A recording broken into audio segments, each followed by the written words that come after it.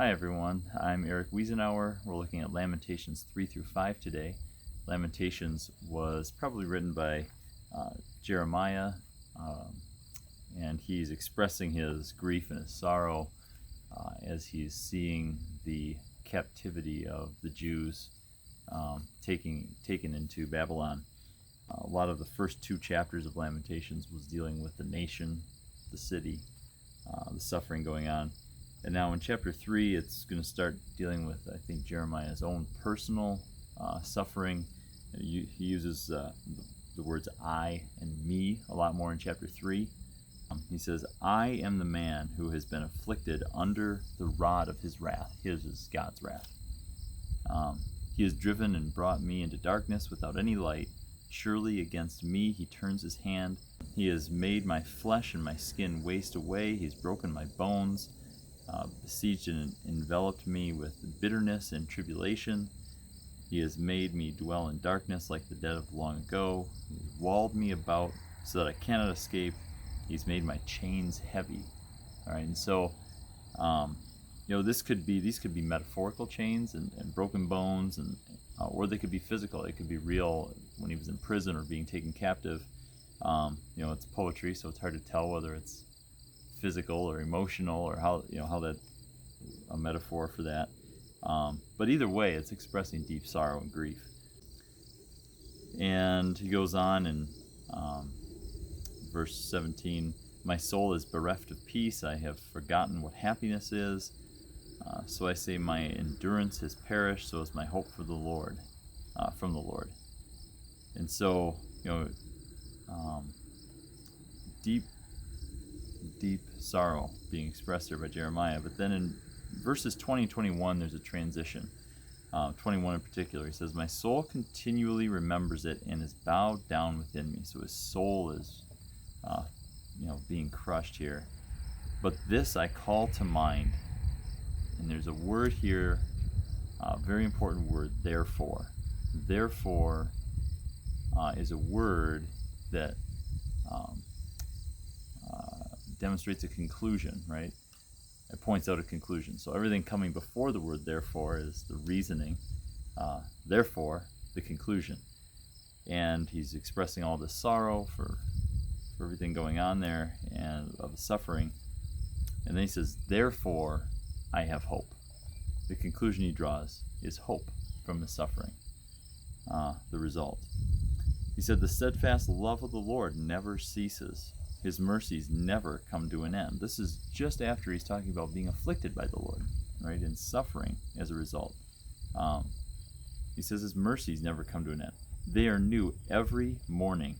Great is your faithfulness, he says. The Lord is my portion, says my soul, therefore I will hope in him. The Lord is good to those who wait for him, to the soul who seeks him. It is good that one should wait quietly for the salvation of the Lord. And so you see this significant transition at the word therefore. He's talking about all his sufferings, and then he's talking about the mercies, the love and forgiveness that result from the suffering. It's literally as though he needed the suffering in order to experience the hope. And if you think about it, when everything is going well, what do you really have to hope for? You kind of need that suffering in order to have hope for God's mercies. And God is faithful. He will, he does express his love for us, and sometimes we have to suffer in order to see it. Then in chapter 4, he gets into the particular people, the sufferings of the people. He says, and this gets pretty graphic. He's talking about infants and children and women and the suffering they're going through. Some of the most vulnerable people in their society. And we just read in the book of Jeremiah about how the poor people were left behind, and a lot of the other people were the soldiers and the men and the wealthy. They were taken captive, and the poor were left behind. And it says things like, the tongue of the nursing infant sticks to the roof of its mouth for thirst. Children beg for food, but no one gives to them. I mean, How bad does it have to be for a child to beg you for food and you don't even have any to give them? Now their face is blacker than soot. They're not recognized in the streets. Their skin is shriveled to their bones. It's become dry as wood. Happier were the victims of the sword than the victims of hunger who wasted away, pierced by the lack of the fruit of the field. I mean, definite suffering here. They talk about women boiling their children in order to have food. This probably maybe took place during the siege on Jerusalem, when they couldn't get food in and out. I don't know. Don't know for sure, but Jeremiah's witnessing this suffering. He's expressing that. And so you can see how not only does the nation as a whole suffer, but the individual suffer as a result. And then a little bit in chapter 4, and then in chapter 5, it talks about comes back to the nation as a whole, the sins of the nation, and how they really resulted in this suffering. And what's interesting, I thought, in chapter 4, verse 5, he says, "Those who once feasted on delicacies perish in the streets. Those who were brought up in purple embrace ash heaps." And then he says in verse 12, "The kings of the earth did not believe, nor any of the inhabitants of the world, that foe or enemy could enter the gates of Jerusalem. They were proud, and they were wealthy, and they were comfortable." Right? That's what's being described here. The feasting on delicacies, wearing of the purple, and the what was the other thing there? They just didn't believe anyone could defeat them.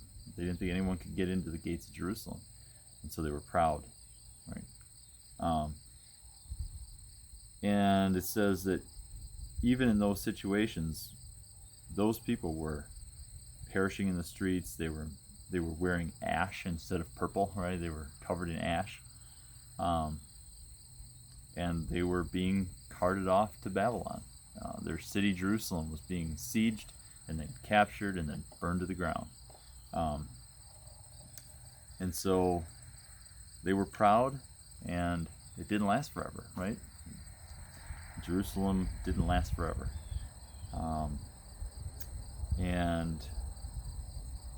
I think this is analogous to some of the things that we're dealing with in our own country, right?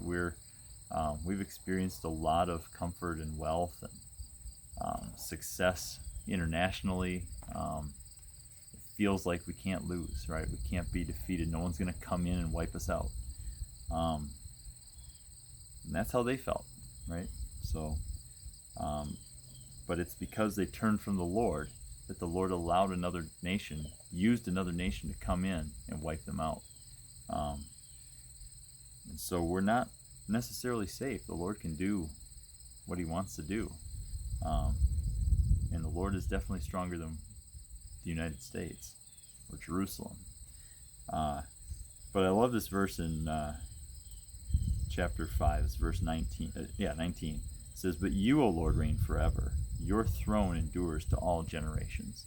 And so, by contrast, it's not a nation that lasts forever. It's not a people that lasts forever. It's the Lord and his throne, his ruling, that lasts forever and endures to all generations, then and now.